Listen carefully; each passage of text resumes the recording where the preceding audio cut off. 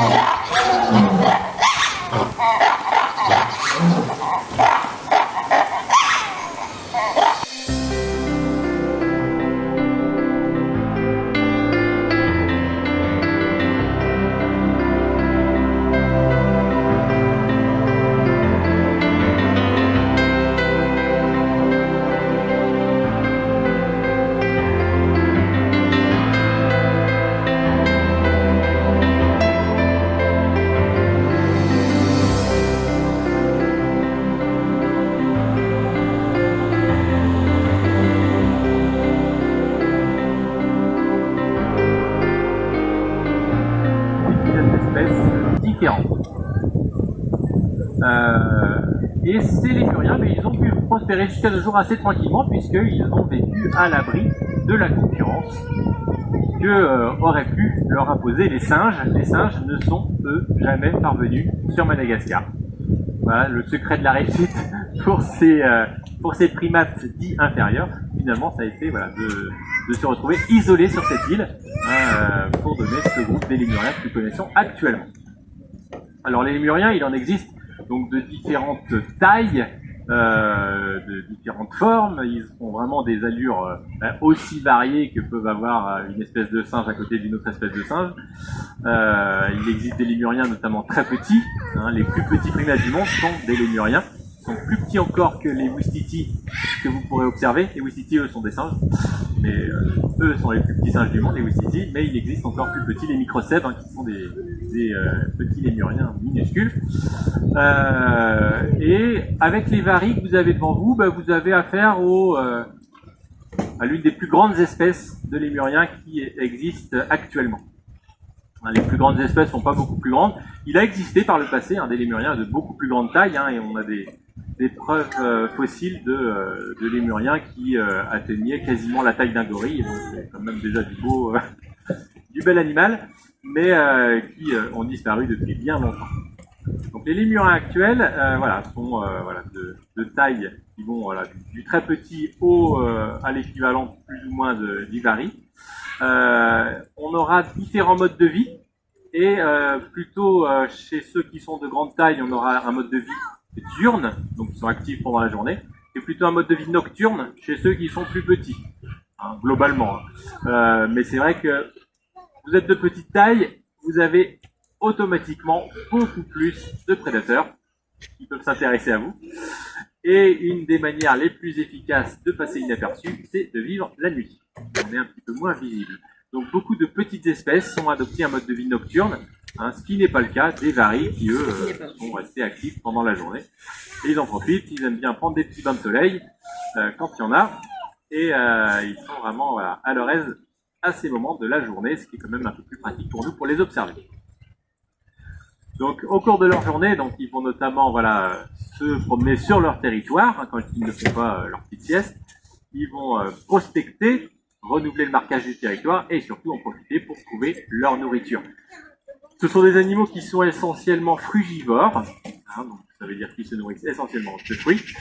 C'est plus de 90% du régime alimentaire pour ces animaux, qui vont compléter essentiellement avec d'autres substances végétales, que ce soit des feuilles, des fleurs, des racines, des herbes, etc. Et pour dire qu'ils ne sont pas strictement herbivores, on va rajouter, peut-être un petit pourcent de petits animaux qui seront en fait essentiellement des petits insectes, des petits invertébrés, qui vont compléter ce régime alimentaire, pour l'agrémenter un petit peu.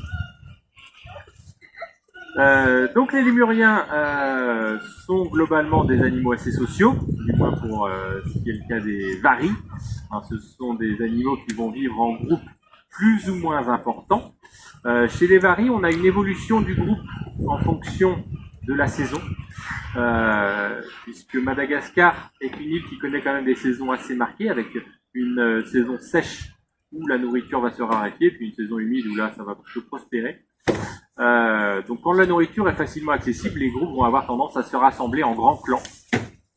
Il y a de la nourriture en abondance et il n'y a aucune raison d'entrer en conflit. Donc tout le monde va pouvoir vivre en bonne harmonie. Et lorsque la période devient plus compliquée, là les clans vont éclater, donc en petits groupes. Des groupes qui peuvent être parfois constitués de seulement quelques individus, hein, ça peut être 2 ou 3 individus seulement, ou ça peut aller jusqu'à une dizaine, hein, ça peut être des groupes assez variables en fonction des individus. Et cette stratégie va leur permettre de s'éparpiller davantage et d'avoir un plus grand succès et moins de conflits pour la recherche de nourriture. Évidemment, hein, quand la nourriture est rare et si vous êtes 50 à vouloir manger la même chose, ça va générer des petits soucis. Donc ils l'ont bien compris et c'est pour ça qu'ils vont adopter cette stratégie assez intelligente. Au sein des groupes, il y a toute une hiérarchie qui va se mettre en place. Hein, au sein de ces espèces, on trouvera toujours des individus dominants et d'autres qui feront partie des dominés, comme chez beaucoup de primates sociaux. La petite particularité, c'est que donc chez les lémuriens, ce sont plutôt les femelles qui sont dominantes sur les mâles, à l'inverse de ce qu'on va observer chez beaucoup d'espèces de singes qui vivent dans des groupes assez équivalents, des groupes avec plusieurs mâles, plusieurs femelles. Donc ça c'est pour ce qui concerne les lémuriens, ce sont les femelles qui sont dominantes. Et ensuite la dominance, c'est un statut pour l'individu qui n'est jamais définitif. Évidemment, vous ne naissez pas dominant, et quand vous êtes dominant, vous n'allez pas finir dominant. En général, ce sont plutôt les individus dans la force de l'âge qui auront gagné leur place, qui vont pouvoir prétendre à ces positions sociales.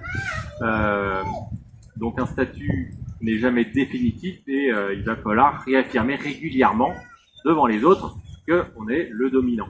Donc ça passe par des petits cris, des petites chamailleries, on peut l'observer assez quotidiennement, mais ça fait partie des règles essentielles de la cohésion de ces groupes, et comme dans beaucoup de groupes sociaux de cette nature, où les dominants vont devoir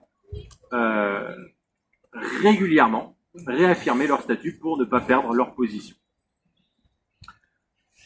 Ce qui est cool chez les varis, chez les lémuriens en général, c'est que ces relations vont s'exprimer de manière assez paisible, comparativement à ce qu'on peut voir chez d'autres espèces, où c'est parfois un peu plus violent dans l'expression de ces règles de dominance. Chez les varis, c'est plus de l'intimidation, au pire des petites morsures sans gravité, mais ça n'est jamais un passage à tabac comme on peut l'observer chez des animaux comme les loups par exemple, où c'est vraiment assez perturbant à observer, mais ça fait partie des règles naturelles de la cohésion de ces groupes-là. Chez les lémuriens, c'est un peu plus soft, heureusement pour les dominés, qui sont un peu préservés quand même. Donc voilà ce que je voulais vous raconter sur ces animaux. Un dernier point quand même très important, c'est que ces animaux sont menacés de disparition. Et donc non seulement les varis, mais aujourd'hui donc tous les lémuriens, on peut les considérer comme dans des situations de plus ou moins grand danger à court terme. Et au-delà des lémuriens, c'est en fait tout l'écosystème malgache qui est en péril, essentiellement aujourd'hui à cause de la déforestation, qui a quand même généré de très nombreux dégâts sur cette île. Faut savoir que sur Madagascar, il doit rester à peine 2 ou 3% de forêt primaire, c'est-à-dire préserver des activités humaines. Donc beaucoup de localités ont été quand même déjà sérieusement perturbées et mises à mal quand la forêt n'a tout simplement pas disparu totalement. Donc aujourd'hui, beaucoup d'espèces forestières sont extrêmement fragilisées par l'état de cet écosystème forestier actuellement sur Madagascar. Et l'enjeu de l'avenir, c'est d'essayer de préserver au mieux ces espaces en impliquant les populations locales. C'est ce que font un certain nombre d'initiatives sur place pour essayer d'aider les populations locales à mieux préserver ces milieux. Et faut pas oublier que l'autre menace qui pèse aujourd'hui durablement sur ces espèces menacées, comme sur beaucoup d'autres ailleurs dans le monde, c'est ce que vont être les effets du réchauffement climatique dans un avenir assez proche finalement. Plus ces perturbations seront d'une ampleur importante, plus ces espèces fragilisées risquent d'être précipitées vers la disparition pure et simple, car elles n'auront pas le temps de s'adapter. Et ça, c'est une chose qu'il faut évidemment avoir à l'esprit. Il n'y a pas que les humains qui vont trinquer de ces bouleversements climatiques. Ce sont avant tout des milieux de vie naturels et de très nombreuses espèces qui sont déjà malheureusement sérieusement fragilisées par les activités humaines et qui risquent donc de courir à leur perte dans un futur assez proche. Donc ça, c'est notre affaire à tous. Et vous en avez suffisamment entendu parler aujourd'hui pour savoir que on peut tous agir pour essayer de limiter à notre niveau l'ampleur de ce réchauffement climatique pour le futur. C'est vraiment un enjeu essentiel si on veut préserver la biodiversité que l'on connaît actuellement et qui est malheureusement en très grand péril. Voilà ce que je voulais donc vous raconter sur ces lémuriens. Avez-vous des questions à me poser ?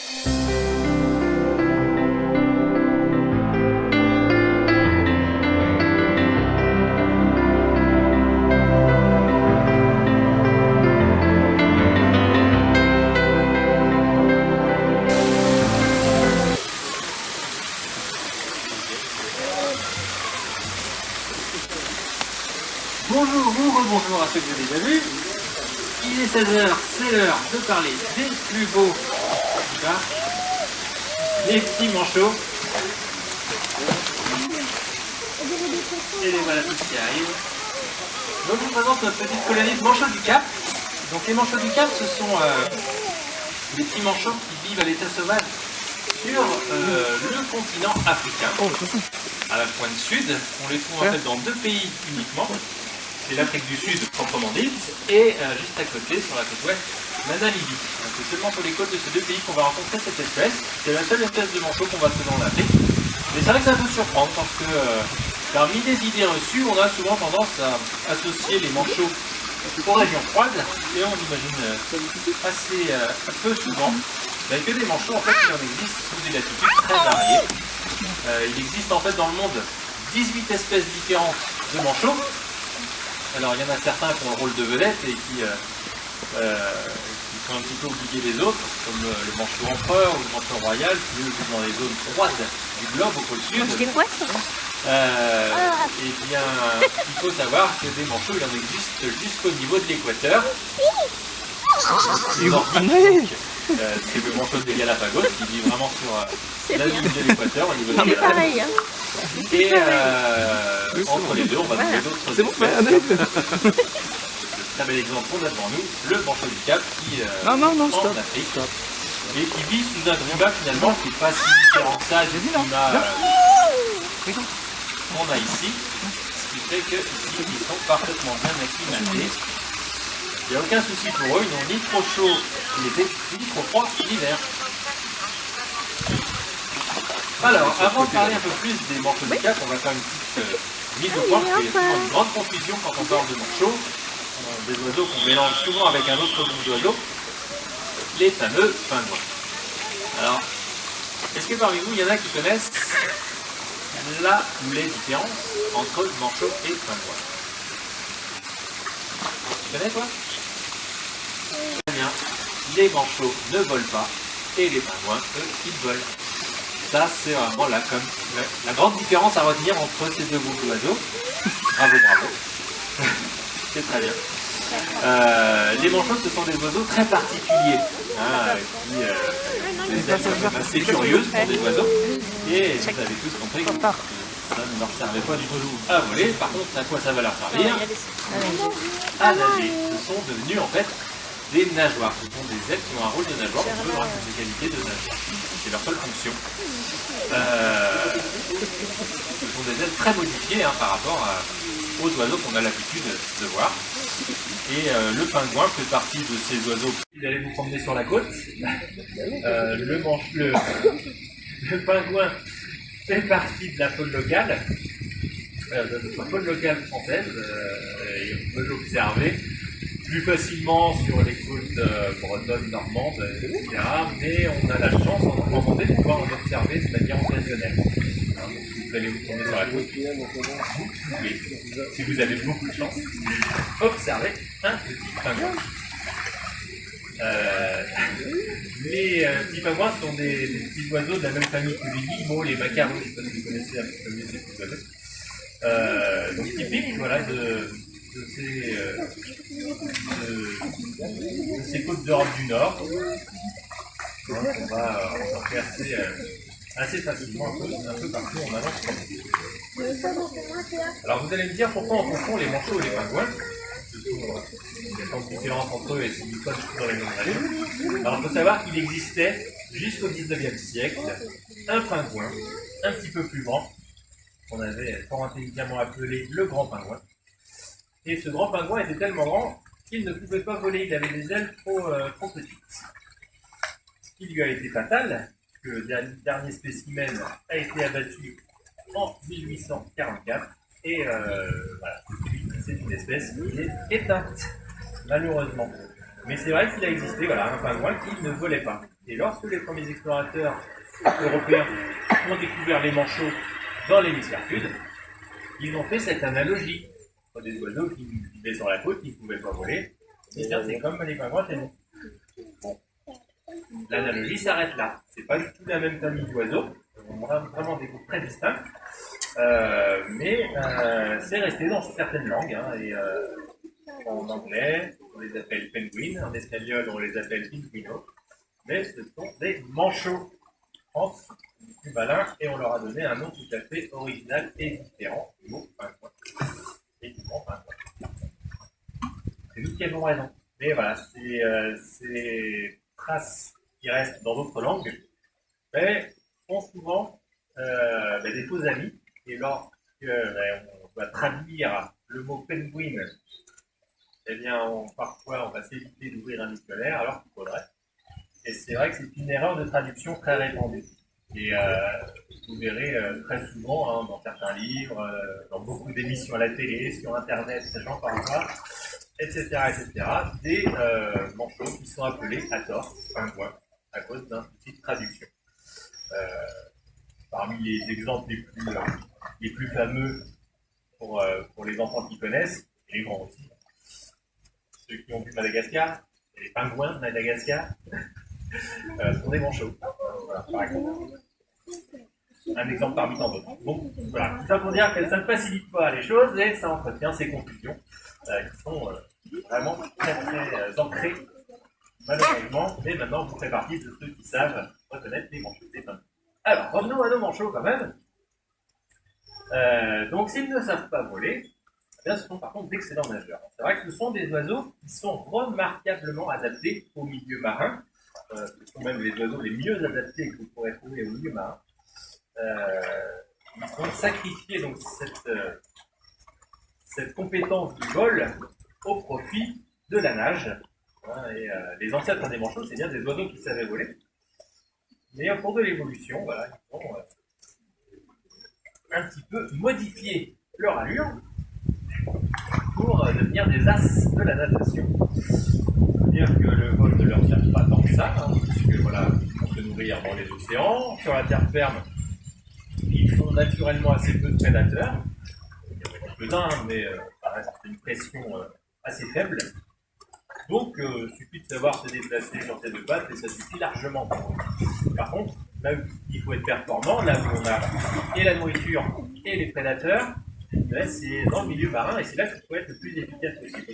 Cette pression a conditionné l'évolution des manchots dans le sens voilà, vers un petit peu des performances aériennes et terrestres au profit des performances aquatiques. C'est un très très bel exemple d'évolution animale, le manchot. Et donc, ce sont des animaux qui sont vraiment très intéressants à observer.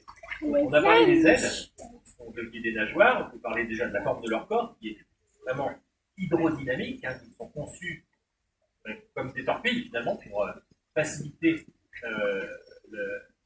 leur vitesse dans l'eau, augmenter leur vitesse dans l'eau. Les pattes, bien sûr, vous l'aurez remarqué, elles sont palmées, comme beaucoup d'animaux aquatiques. C'est une caractéristique qu'on retrouve assez souvent. On peut parler aussi du plumage des manchots, puisque ce sont des oiseaux, ils ont des plumes, mais c'est un plumage assez particulier. Hein, et c'est vrai que de loin, on a presque l'impression de voir un pelage.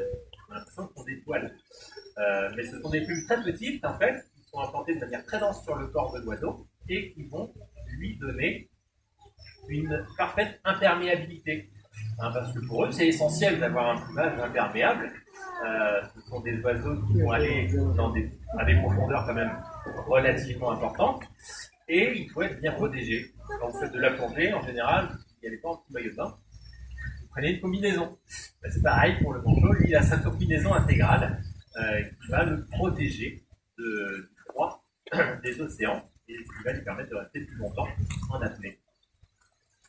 Donc, essentiel pour ces animaux.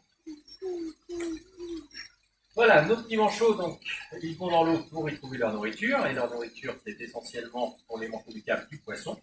Là, je leur donne, on leur donne aussi du Cap ici. Ce sont des oiseaux, les manchots du Cap, qui sont vraiment spécialisés sur la capture de petits poissons qui vivent en banc. Comme par exemple, anchois, sardines, etc. Ça, c'est assez typique.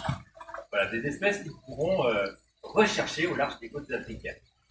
Et il faut savoir que c'est un régime alimentaire qui n'est pas forcément le même pour des espèces de manchots. Hein. Certaines espèces vont plus se spécialiser sur des petits mollusques, d'autres sur des petits crustacés, des crevettes ou des choses comme ça. Donc c'est vraiment variable, voilà, selon les zones géographiques où seront présentes les différentes espèces de manchots et selon les habitudes différentes de chasse. Mais pour le manchot du Cap, voilà, c'est un manchot piscivore essentiellement. Donc il va falloir attraper le poisson, il faut aussi donc échapper aux prédateurs, c'est pour ça qu'il faut être rapide dans l'eau. Les principaux prédateurs pour les manchots du Cap, ce sont essentiellement les otaries, qui sont présentes dans les mêmes zones en Afrique du Sud, et otaries à fourrure, et de temps en temps aussi quelques requins, comme le grand requin blanc, qui fréquentent ces zones, qui peuvent manger de temps en temps. Donc voilà, il y a quand même des prédateurs qui sont assez présents et pour pouvoir échapper à ces prédateurs. Donc que ce soit pour la pêche ou pour échapper aux prédateurs, la force des manchots, ça va être le groupe. Ce sont des oiseaux très sociaux et ils vont donc aller en mer, jamais tout seuls, ils vont toujours à plusieurs. Donc ça va leur permettre de pêcher plus efficacement. Donc vous pêchez des poissons qui vivent en banc. Si vous êtes tout seul à poursuivre un banc de poissons, vous allez pouvoir nager longtemps avant d'attraper quelque chose. Mais si vous êtes plusieurs, vous allez pouvoir encercler le banc de poissons et donc, chacun va pouvoir attraper beaucoup plus facilement sa nourriture. De la même manière, quand vous êtes confronté à un prédateur, s'il y a une otarie qui décide de vous manger, si vous êtes tout seul, elle ne va pas vous lâcher, vous allez finir croqué par l'otarie. Et si vous êtes plusieurs dizaines, l'otarie pourra être perturbée, va poursuivre un manchot, puis un autre, qui va peut-être se fatiguer la première, avec un peu de chance, et tout le monde pourra revenir sur la terre ferme sain et sauf. Donc voilà, vivre en groupe pour eux, c'est une clé de leur succès, et c'est pour ça que ce sont des oiseaux vraiment très très sociaux qui vont former des colonies. Donc dans la nature, les manchots vont se regrouper comme ça par plusieurs centaines, plusieurs milliers, parfois dans certaines espèces, plusieurs dizaines de milliers d'individus, ça devient des colonies très très impressionnantes. Pour le cas du manchot du Cap, on est plus dans l'ordre de colonies de plusieurs milliers d'individus au mieux, mais c'est des petites colonies par rapport à ce qui existait autrefois. Le manchot du Cap, malheureusement, c'est une espèce menacée de disparition qui a vu ses effectifs décliner de manière vraiment dramatique et très inquiétante au cours du siècle qui s'est écoulé. On est passé d'une population de largement plus d'1,5 million à aujourd'hui quelques dizaines de milliers d'individus seulement, en l'espace de d'une centaine d'années. Et c'est un déclin qui s'est même accéléré depuis, on va dire, 50-60 ans. Pourquoi disparaissent-ils les manchots du Cap? Il y a plusieurs causes. Les deux principales dont je voulais vous parler quand même, ce sont d'abord les pollutions en mer et la surpêche. Les pollutions, évidemment, je vais pas vous faire un dessin. Les océans, c'est un peu devenu les poubelles de l'humanité. Donc on y trouve tout et n'importe quoi, et surtout n'importe quoi, malheureusement. Et toute cette pollution générée par les activités humaines qui se retrouvent dans les océans, c'est autant de pièges mortels pour toute la faune marine, et notamment pour les oiseaux marins, donc une partie des manchots. Notamment au niveau des côtes, hein, c'est là qu'on a les plus fortes concentrations de pollution, parce que beaucoup des pollutions marines viennent des cours d'eau, des pollutions terrestres, transitent par les cours d'eau jusqu'au niveau des côtes. Donc on peut avoir des pollutions de toutes sortes, les plus spectaculaires évidemment sont les pollutions physiques avec les objets abandonnés type filets, etc., les métalliques, etc. Et puis des pollutions par hydrocarbures qui sont quand même des images assez marquantes. Hein. Tout le monde, quand on a vu des oiseaux mazotés, on n'oublie pas. C'est quelque chose d'assez dramatique. Il faut savoir qu'en Afrique du Sud, hein, c'est au niveau du Cap de Bonne-Espérance, c'est une zone quand même de très fort trafic maritime entre l'océan Indien et l'océan Atlantique. Dans l'hémisphère sud, c'est le passage obligé. Donc voilà, ce fort trafic génère aussi son lot de solutions. Et les manchots du Cap trinquent régulièrement de tout cela. Premier problème. Deuxième problème, donc la surpêche, puisque, comme on disait, ce sont des oiseaux piscivores, et le poisson étant leur ressource alimentaire principale, on est en concurrence directe, parce que le poisson nous intéresse aussi, et on le pêche en immense quantité. Le poisson, on sait, est en déclin dans les océans, globalement. Il y a une diminution de la biomasse des océans à cause des activités humaines, on le sait. Ça, ce sont des données chiffrées qui le confirment. Et cette diminution du nombre de poissons a un impact immédiat sur les populations de leurs prédateurs. Et les manchots du Cap, trouvant moins de ressources alimentaires, sont forcément moins nombreux qu'avant. Et l'un des gros problèmes liés à cette raréfaction de la ressource alimentaire, c'est que ça impacte aussi leur reproduction. Puisque le manchot du Cap, lui, il va se reproduire sur la terre ferme. Donc, il arrive à l'âge adulte, il se choisit un partenaire, ils vont former un couple, ils sont très heureux. Papa va construire le nid, maman va pondre les œufs, et ensuite ils vont élever leur petit. Et pendant 3 mois, le petit va rester dans le nid sous la dépendance totale de ses parents. Ils vont devoir faire la navette entre l'océan et le nid pour nourrir le petit, pour assurer sa croissance. Le problème, c'est que si le poisson se raréfie dans l'océan, ça veut dire que fatalement, les manchots vont devoir passer beaucoup plus de temps pour rechercher cette nourriture. Et ils vont devoir soit ramener moins de nourriture pour le petit, soit espacer les repas. Mais quoi qu'il en soit, c'est jamais très bon. Et malheureusement, on assiste à une mortalité qui est quand même de plus en plus flagrante dans les nids des manchots, qui ont de plus en plus de mal à assurer la survie de leurs poussins jusqu'à l'âge où ils pourraient devenir autonomes. Donc ça, c'est dramatique parce que ce sont des générations qui n'arrivent pas à se renouveler, et ça fait que l'espèce est en déclin rapide et pourrait même disparaître avant la fin de ce siècle. Donc il y a une urgence pour les manchots du Cap. Aujourd'hui, il faut donc œuvrer pour leur protection. C'est pour ça que parmi les nombreux projets de nos soutiens, il y a un projet qui nous tient beaucoup à cœur, c'est de soutenir l'action de la SANCOP, qui est une organisation sud-africaine qui fait un énorme travail sur place pour protéger les manchots du Cap, sauver les manchots victimes des pollutions, sauver les juvéniles, les poussins victimes de malnutrition, etc. etc. Ils permettent de limiter la casse, mais évidemment,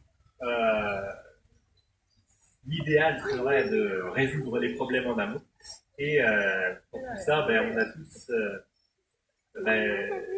notre rôle à jouer, et on va devoir se retrousser les manches pour améliorer l'état des océans, lutter plus efficacement contre les pollutions. Ça, c'est notre affaire à tous.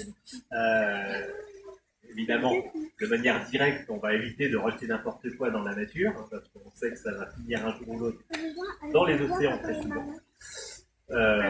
Et puis, essayer de réfléchir aussi à ce que l'on consomme, ce que l'on achète, que ça nécessite en termes de production, de pollution, dans les transports, etc., etc. Et tout l'impact que ça peut avoir. Donc, essayons de réfléchir un petit peu à tout ça dans notre façon d'appréhender voilà, notre façon de vivre, si on veut être un peu plus responsable vis-à-vis de la préservation de la nature et des océans. On a tous un rôle à jouer essentiel. Et en matière de surpêche, là aussi, c'est en tant que consommateur qu'on peut agir, hein, parce que si on peut parler voilà, d'une surpêche, il faut bien comprendre qu'elle est essentiellement due à une activité un petit peu déraisonnable de la pêche, qui est la pêche industrielle. Mais à côté de ça, il y a toute une filière qui essaie de s'investir dans une pêche plus durable, plus responsable, et c'est cette filière qu'il faut, nous, en tant que consommateurs, essayer de soutenir. Donc il y a toute une filière qui est aujourd'hui labellisée. L'un des labels les plus connus, c'est le label MSC, hein, qui garantit voilà, un poisson issu d'une pêche durable. Voilà, essayons de privilégier cette pêche-là, ces pêcheurs-là, ces professionnels qui font cet effort, plutôt que d'acheter, regarder le moins cher et devenir finalement complice de la dégradation des océans dans le monde. Voilà, on a quand même un rôle à jouer, hein, quitte à manger peut-être un petit peu moins de poisson, essayons voilà, d'acheter du poisson plus responsable. Ça, c'est quand même dans nos moyens. Donc voilà ce que je voulais vous dire sur le manchot et sur les menaces qui pèsent sur lui et de manière plus globale sur finalement toutes les espèces des océans.